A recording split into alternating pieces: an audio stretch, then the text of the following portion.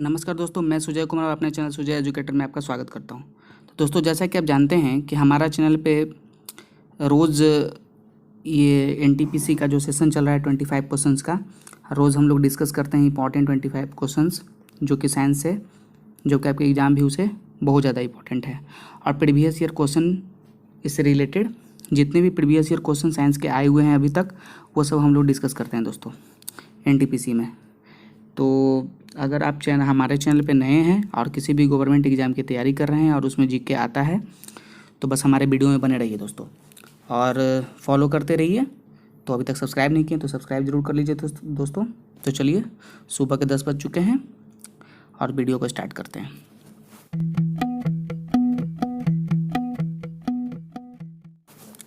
तो आज का हमारा जो पहला क्वेश्चन है कि मानव शरीर में सबसे बड़ी मांसपेशी कौन सी होती है। तो सबसे बड़ी जो मांसपेशी होती है दोस्तों, वो होती है कुल्हा की मांसपेशी। किसकी मांसपेशी होती है? कुल्हा की मांसपेशी। नेक्स्ट आते हैं हम लोग कि पचे हुए भोजन हार्मोन का शरीर में संवहन किनके द्वारा होता है। ठीक है, जो भोजन पच जाता है वो हार्मोन उस शरीर में संवहन किनके द्वारा होता है दोस्तों? तो वो होता है आपका प्लाज्मा के द्वारा। किसके द्वारा होता है? प्लाज्मा के द्वारा। हम लोग 10 मिनट में 25 क्वेश्चन डिस्कस करेंगे। तो चलिए, जितना जल्दी इसको स्टार्ट करते हैं और बढ़ाते हैं। अमाशय से निकलने वाले जठर रस में कौन सा एंजाइम पाया जाता है? तो अमाशय से निकलने वाले जठर रस में दोस्तों जो एंजाइम पाया जाता है वो होता है पेप्सिन और रेनिन। ठीक है, कौन सा होता है? पेप्सिन और रेनिन। चलिए आगे बढ़ते हैं। काला आजार की बीमारी परजीवी, जो ये काला आजार की बीमारी होती है वो किस परजीवी के द्वारा होता है?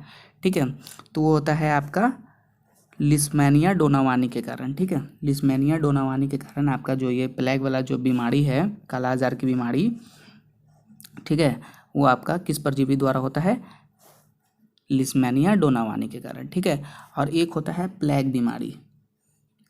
क्या होता है? प्लेग बीमारी। वो किस परजीवी के द्वारा होता है? वो होता है पास्चुरेला पेस्टिस के द्वारा। ठीक है, पास्चुरेला पेस्टिस के द्वारा वो बीमारी होता है दोस्तों। चलिए नेक्स्ट क्वेश्चन पे हम लोग आते हैं कि नियमित अंतराल से सिकुड़ने में कौन सा विद्युत यंत्र प्रतिस्थापित किया जाता है। ठीक है, नियमित अंतराल से सिकुड़ने वाला कौन सा विद्युत यंत्र है वो प्रतिस्थापित किया जाता है? तो वो है आपका पेसमेकर। क्या है? पेसमेकर। नेक्स्ट क्वेश्चन पे हम लोग आते हैं कि पौधों में ऊर्जा स्थानांतरण के लिए पोषक तत्व की उपस्थिति अनिवार्य होती है। ठीक है, पोषक तत्व की जो उपस्थिति होती है वो अनिवार्य होती है। वो किस कारण होती है? फास्फोरस के कारण होती है। ठीक है दोस्तों, आगे बढ़ते हैं। शरीर का रक्त बैंक किसे कहा जाता है? तो शरीर का रक्त बैंक प्लीहा को कहा जाता है और प्लीहा को हम लोग इंग्लिश में कहते हैं स्प्लीन। क्या कहते हैं दोस्तों? स्प्लीन। चलिए नेक्स्ट क्वेश्चन पे आते हैं कि मनुष्य के लार में कौन सा एंजाइम पाया जाता है? तो पाया जाता है टाइलिन। क्या पाया जाता है दोस्तों? टाइलिन। टाइलिन यहाँ पर ऐसे लिखाएगा। ठीक है, टाइलिन। चलिए आगे बढ़ते हैं। संसार में सबसे लंबा वृक्ष कौन सा पाया जाएगा? तो संसार में पूरे वर्ल्ड में सबसे लंबा वृक्ष, लंबा पेड़ सिकोया का वृक्ष पाया जाता है दोस्तों। ठीक है, चलिए नेक्स्ट है सुअर का गर्भावधि काल, यानी ये जो गर्भावधि काल होता है उसका कितने दिन का होता है, कितने समय का होता है? ठीक है, तो होता है 114 दिन का। कितने दिन का होता है? 114 दिन का। नेक्स्ट क्वेश्चन है कि रुधिर वर्ग को धारण करने वाले व्यक्तियों में कौन सा प्रोटीन पदार्थ नहीं पाया जाता है? अगर रुधिर वर्ग अगर आप धारण किए हुए हैं, आपके प्रोटीन में वो है, तो कौन सा पदार्थ आपके प्रोटीन में नहीं पाया जाएगा? तो वो एंटीजन नहीं पाया जाता दोस्तों। क्या नहीं पाया जाता है? एंटीजन। एंटीजन का ऐसे इंग्लिश में इसको एंटीजन ही कहते हैं। ठीक है, आगे बात करते हैं कि केंचुआ में कितनी आँखें होती हैं? तो केंचुआ में कोई नेत्र नहीं होता है, यानी कोई आँख नहीं होता है दोस्तों केंचुआ में। ठीक है, चलिए नेक्स्ट क्वेश्चन है कि हाइड्रोपोनिक्स किसे कहते हैं?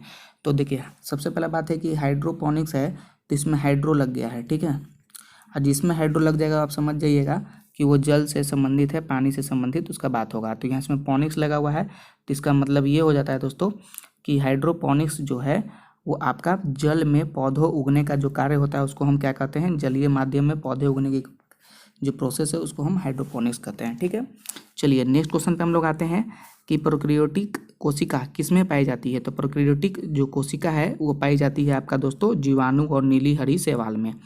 जीवाणु और नीली हरी शैवाल में ये पाई जाती है। ठीक है, नेक्स्ट क्वेश्चन है कि रोगों के संरचना के लिए उत्तरदायी कीटों को क्या कहते हैं? रोगों के संरचना के लिए उत्तरदायी कीटों को क्या कहते हैं? तो वो कहते हैं वेक्टर। क्या कहते हैं दोस्तों? वेक्टर कहते हैं। ठीक है, नेक्स्ट नेक्स्ट है किन्हीं दो मांसाहारी पौधों के नाम बताइए। तो दो मांसाहारी पौधे, एक तो सेंडू है और दूसरा घटपर्णी, ठीक है। एक सेंडू और दूसरा घटपर्णी है, जो कि आपका दो मांसाहारी पौधा का नाम है। नेक्स्ट है ऊंट अपने कुकर का उपयोग किस काम के लिए करता है। अपने जो कुकर होता है, कुकर ऐसा, ये कुकर वो कुकर मत समझ जाइएगा सीटी वाला, ये कुकर होता है, ठीक है। तो वो कुकर का किस काम के लिए प्रयोग किया जाता है, उपयोग करते हैं वो, तो वो वसा के संग्रह के लिए उपयोग करता है। कौन? ऊंट, ठीक है। आगे बात करते हैं, थैलेसीमिया के रोगी के शरीर में किस किस संश्लेषण की क्षमता नहीं रहती है। थैलेसीमिया के जो रोगी होते हैं उनके शरीर में किस किस संश्लेषण की क्षमता नहीं रहती है, तो वो हीमोग्लोबिन की क्षमता नहीं रहती है, ठीक है दोस्तों। चलिए नेक्स्ट क्वेश्चन है कि लाल रक्त कणिकाओं के निर्माण के लिए किसकी उपस्थिति आवश्यक है। तो सबसे ज़्यादा आवश्यक उसमें ये होता है दोस्तों कि आपका फॉलिक अम्ल होना चाहिए। फॉलिक अम्ल क्या होना चाहिए? एसिड होना चाहिए, ठीक है। चलिए आगे बात करते हैं कि शरीर के द्रव में जल और नमक के मिश्रण के नियमन को क्या कहा जाता है, ठीक है। शरीर के द्रव में, ठीक है, तो वो आपका कहा जाता है ऑस्मो रेगुलेशन। क्या कहा जाता है? ऑस्मो रेगुलेशन, ठीक है। चलिए आगे बढ़ते हैं। सामान्यतः जो गाय का जीवन काल होता है वो कितने साल का होता है या कितना दिन का होता है, ठीक है। तो होता है आपका 20 से 25 वर्ष, 20 से 25 ईयर से 25 वर्ष, ठीक है, जीवन काल, ठीक है। चलिए डीएनए में 4 प्रकार के न्यूक्लियोटाइड्स पाए जाते हैं। इन न्यूक्लियोटाइड्स मिसप्रिंट यहाँ पे कर दिया है, न्यूक्लियोटाइड्स है तो न्यूक्लियोटाइड्स कहा जाता है, ठीक है। तो 4 प्रकार के होते हैं, तो एक है एडमिनिन, दूसरा है थाइमिन, ठीक है, और तीसरा होता है गुआनिन। क्या होता है? गुआनिन, ठीक है। चलिए आगे बात करते हैं कि रक्त के जमने में किस आयन की भूमिका होती है। तो जो रक्त में जो जम जाता है, ठीक है, तो उसमें जो किस आयन की भूमिका होती है वो होती है कैल्शियम आयन की। किसकी होती है? कैल्शियम आयन की। चलिए आगे बात करते हैं कि मच्छर भगाने वाली क्रीम के मुख्य अवयव किस चीज़ से प्राप्त किया जाता है। तो वो प्राप्त किया जाता है आपका दोस्तों नीम से। किससे प्राप्त किया जाता है? नीम से। चलिए आगे बात करते हैं कि लंबे समय तक कठोर शारीरिक कार्य के पश्चात मांसपेशियों में थकान अनुभव होने का क्या कारण है। उसमें ग्लूकोज की कमी होना धीरे धीरे स्टार्ट हो जाता है दोस्तों, ठीक है। लंबे समय तक अगर आप कठोर काम कर रहे हैं, शारीरिक कार्य कर रहे हैं, तो मांसपेशी में आपका ग्लूकोज का कमी नज़र पड़ने लगेगा, ठीक है। आगे बात करते हैं, हड्डियों और मांसपेशियों को जोड़ने का कार्य कौन करता है। तो हड्डियों और मांसपेशियों को जोड़ने का जो कार्य करता है वो करता है स्नायु। कौन करता है? स्नायु। इसको इंग्लिश में कहते हैं लिगामेंट। इंग्लिश में क्या कहते हैं? लिगामेंट। चलिए आगे बात करते हैं कि मानव शरीर में 24 घंटे में कितने लीटर लार निकलते हैं।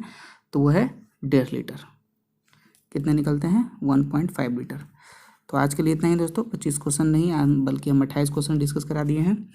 और वीडियो आपको अच्छा लगा तो लाइक, कमेंट, सब्सक्राइब सब कीजिए। और कैसा लगा वीडियो कमेंट में ज़रूर बताइए, और लाइक करना ना भूलें दोस्तों।